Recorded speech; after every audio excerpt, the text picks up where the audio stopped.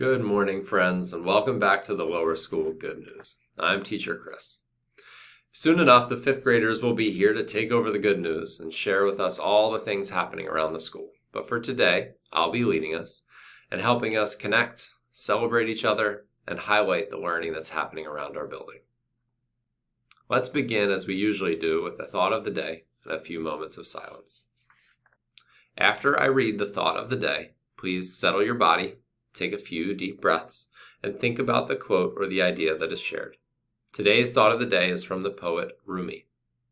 If light is in your heart, you will find your way home.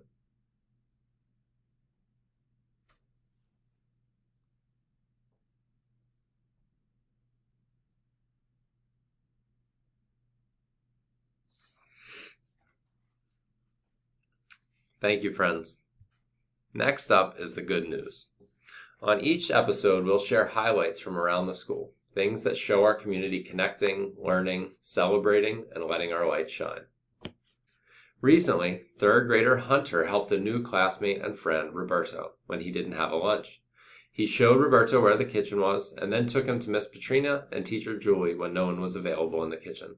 Later, while eating, Roberto made sure to thank Hunter unprompted for helping him.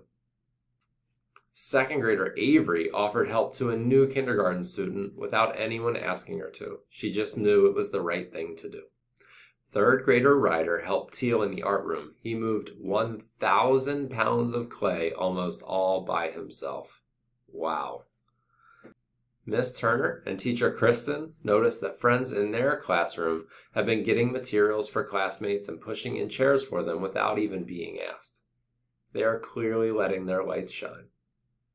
And in the preschool, a new barn owl puppet friend has moved into the early years art studio.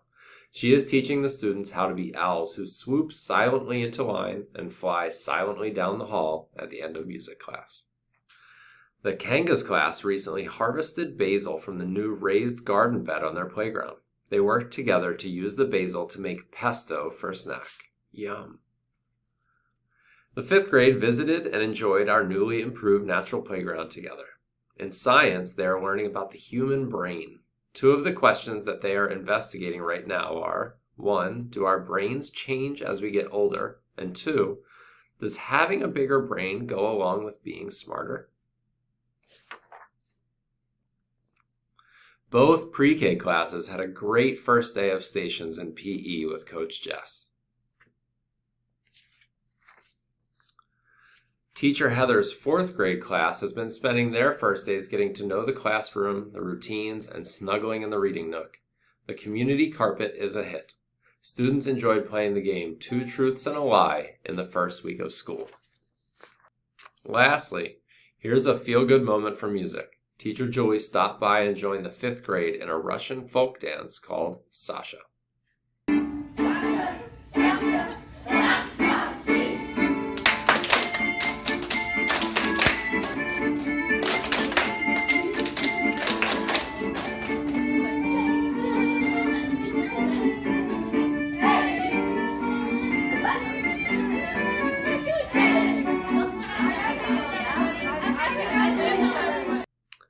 Thanks to everybody who shared good news this week, and we look forward to hearing from lots of other classes, teachers, and students in the future.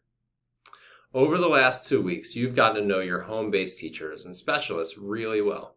We also wanted to remind you of a few of the people you might not know as well yet. Mr. Aldridge is our head of school. Teacher Julie is the head of the lower school. Miss Kim is the after-school program or ASP director.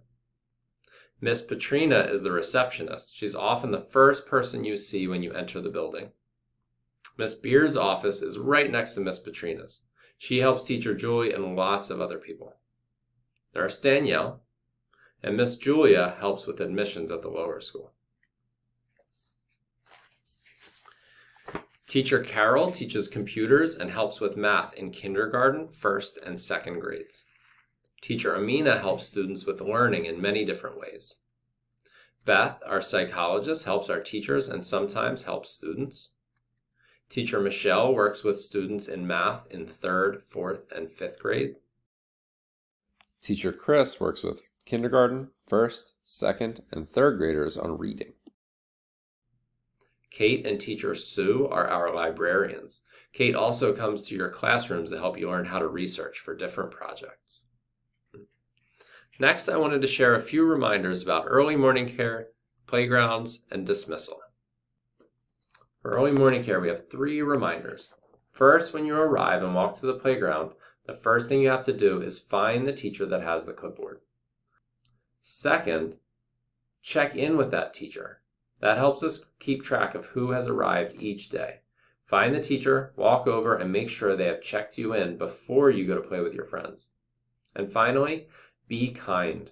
I know it sounds simple and we all try to do this, but it is really important to start our day as well. Some of you are playing with older or younger friends. Older students need to find a way to include younger students in their games. Younger students should feel comfortable joining any group.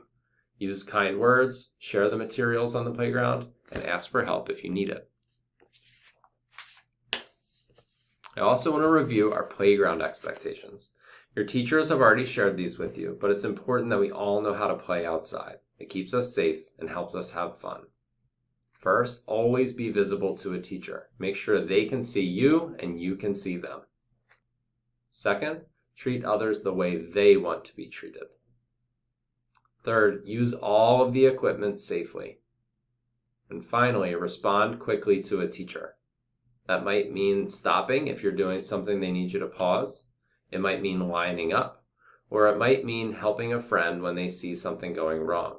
But if a teacher calls your name, respond quickly. At the end of the day, if you're in carpool and you're going to the gym, we want you to remember to walk in quietly. Sit at the very end of the line and look at the announcer. When that announcer gives the signal, get silent.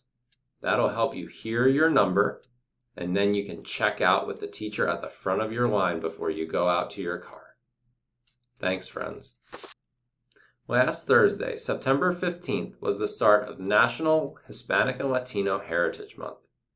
As you may have learned from Senora in Spanish class, the word Hispanic refers to a person who is from or a descendant of someone who is from a Spanish-speaking country.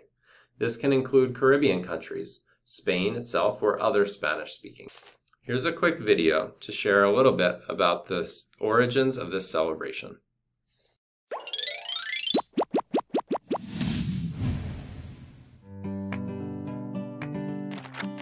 In the United States, September 15th through October 15th is Hispanic Heritage Month. It is a time to remember the cultures and contributions of Americans whose ancestors came from Spain, Mexico, the Caribbean, and Central and South America. Did you know there are about 54 million Hispanics and Latinos in the United States? That's a lot of people to celebrate. The idea to do so began as a week-long observance in 1968 under President Lyndon Johnson and was extended to a full month 20 years later in 1988 by President Ronald Reagan. September 15th is special because it is Independence Day for several Latin American countries, including Costa Rica, El Salvador, Guatemala, Honduras, and Nicaragua. Mexico celebrates their independence one day later, while Chile and Belize honor theirs on September 18th and September 21st. In the U.S., Hispanic Heritage Month is celebrated with community festivals and educational events.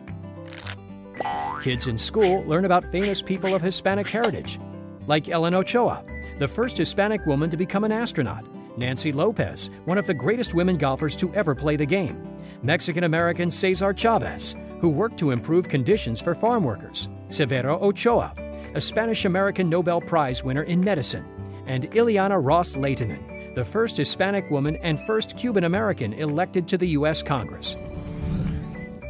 What famous person of Hispanic or Latino descent would you like to meet? Lastly, this week, we want to end with one of our favorite songs. It is called All God's Critters.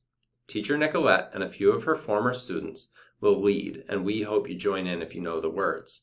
If not, try to read the words at the bottom and join in when you can, or watch it a couple times, listen carefully, and learn the words so you can join in next time.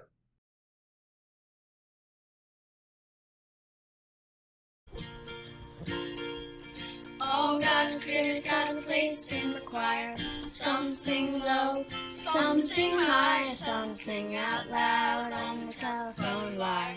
Some just clap their hands or pause for anything they got. Now listen to the bass, it's the one on the bottom where the bullfrog croaks and the hippopotamus groans and groans with a big blue, and the bull cow just goes moo. All God's critters got a place in the choir. Some sing low, some sing high, some sing out loud on the telephone wire. Some just clap their hands, pause for anything they got. Now dogs and the cats, they take up the middle, where the honeybee hums and the crickets fiddle, the donkey brays and the pony lays, the old coyote howls. All God's critters got a place in the choir. Some sing low, some sing high, some sing out loud on the telephone wire. Some just clap their hands or pause for anything they got. Now listen to the top where the little birds sing on the melody where the high note rings. Down hops for everything, and the jaybird disagrees. All God's critters got a place in the choir. Some sing low, some sing high, some sing out loud on the telephone wire. Some just clap their hands or pause for anything they got. Now singing in the night time, singing in the day. The little duck quacks and is on its way. The possum ain't got much to say. The porcupine talks to himself. All God's critters got a place in the choir. Some sing low, some sing high, some sing out loud on the telephone wire. And some just clap their hands or pause for anything they got. Now listen to the song that's sung everywhere by the ox and the fox and the grizzly bear, the grumpy alligator and the hawk above, the sky raccoon and the turtle dove. All God's critters got a place in the choir. Some sing low, some sing high, some sing out loud on the telephone wire. Some just clap their hands or pause for anything they got. Now one more time. All God's critters got a place in the choir. Some sing low, some sing high, some sing out loud on the telephone wire. And some just clap their hands or pause for anything they got. Now. Woo! All right. Thank you, friends. Yes, thank you, thank you.